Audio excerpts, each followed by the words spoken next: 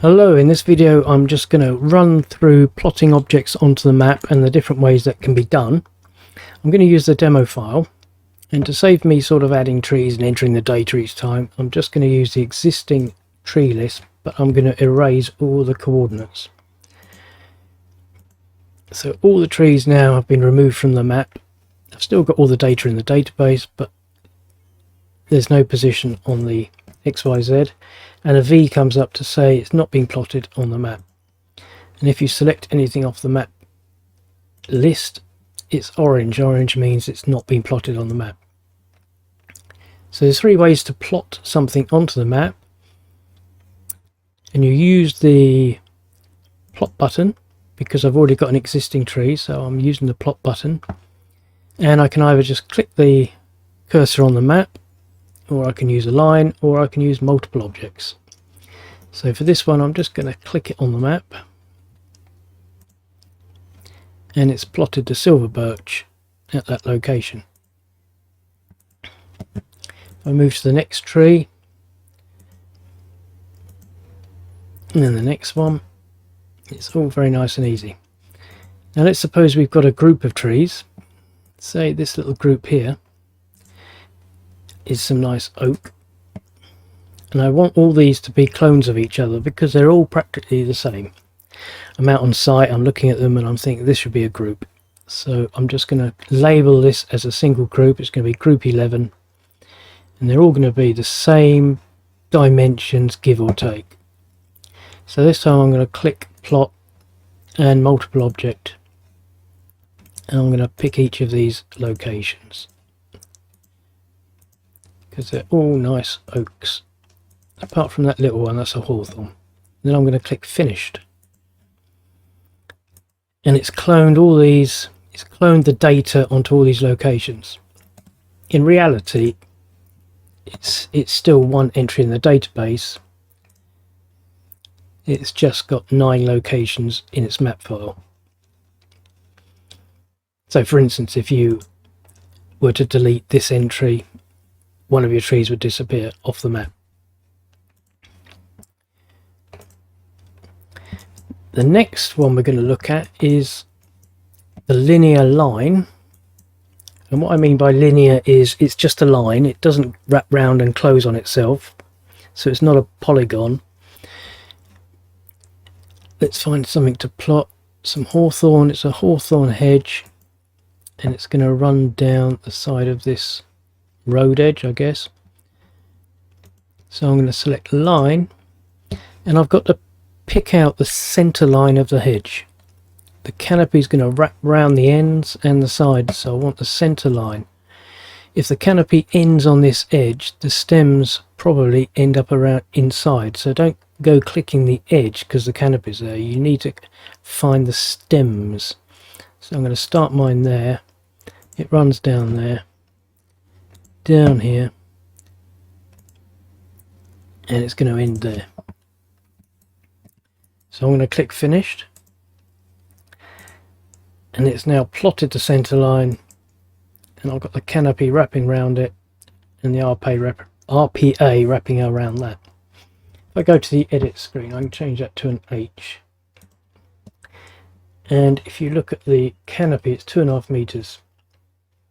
Now it only uses the north canopy dimension for groups of lines, so it doesn't matter what's in these, it won't alter the map. If I change this to edit map,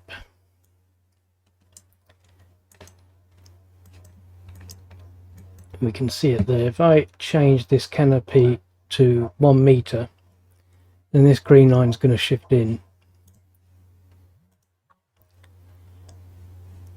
like that. The RPA is 2.94 meters based on a 6-stem tree. Because this was a tree and we're using it as a hedge, I'm going to change this to 1 stem because I want an average for the hedge. I've looked at the stems, there's 180 stems and they're roughly averaging 100 mil, but you wouldn't put 100 stems in, you just put 1 stem in, so the BS calculation gives you your average. So the RPR's now come down to 1.2 meters and the canopy is at 1 meter. Even though there's 2 in these, they're not used. So let's do another group using the line. I've got this little cluster of trees here, but actually the topo people have done a terrible job, and there's actually trees and scrub all up here, all roughly the same. They just got this far and got really lazy, decided to go home and couldn't be bothered to do the rest. So I've got to replot this lot.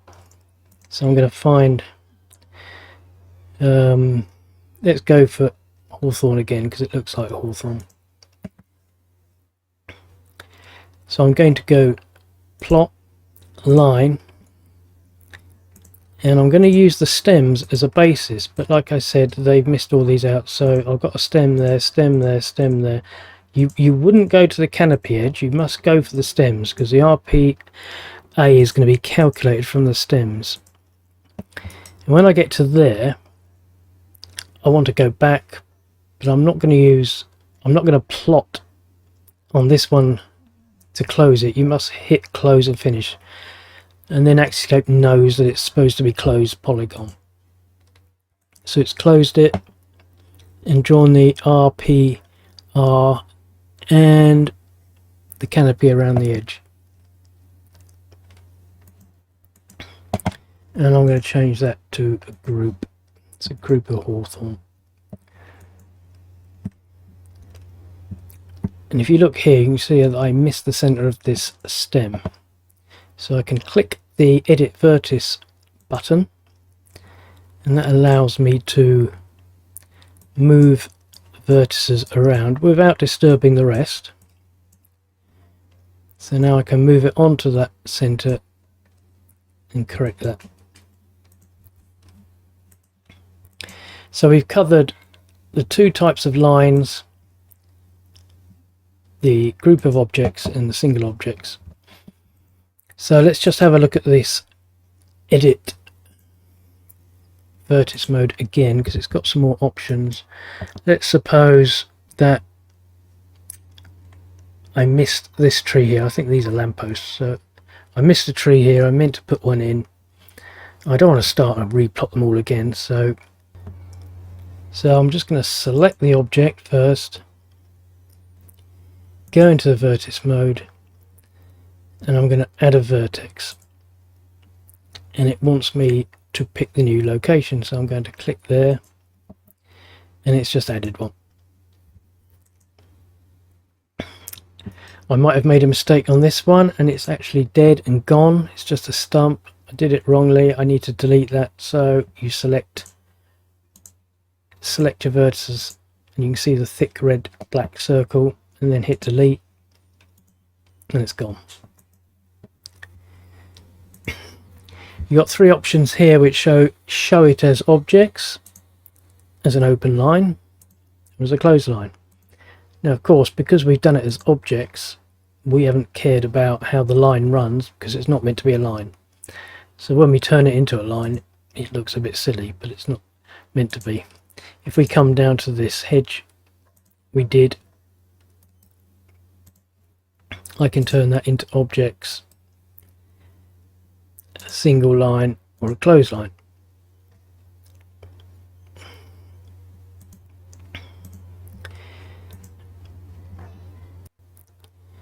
When you add vertices to lines, it's done differently to the objects. With objects it doesn't matter the order in which the vertices are laid out, but with lines you need to maintain the line, otherwise it would be crisscrossing as we saw before. So when you go to add a vertex with a line, you'll get some orange blobs pop up, and you need to click the place you want the vertex to be added. So if I need this line to come in a bit, I can add a vertex and then just drag it in, and maybe that one needs dragging in a bit. So I'm going to end this video now, and I'll see you on the next one. Thank you.